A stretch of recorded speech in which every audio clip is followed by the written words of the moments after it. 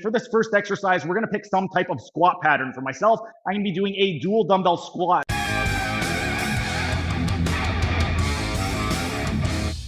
Now, let's move on to the strength training anatomy and explain which muscles are involved when performing a dual dumbbell squat. First, we're going to start at the lumbar spine. At the lumbar spine, we need to focus on lumbar extension. Lumbar extension is primarily going to be the erector spinae group. From lateral to medial, we've got the iliocostalis, longissimus, and the spinalis.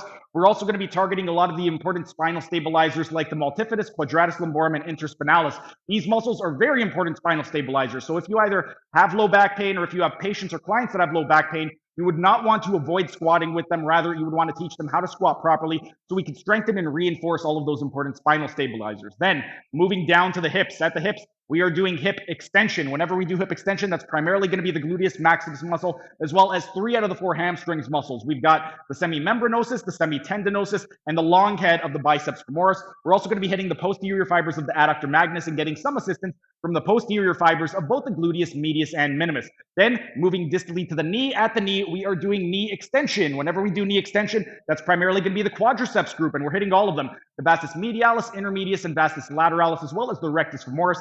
And a very important knee extensor that nobody even really knows exists is the articularis genu.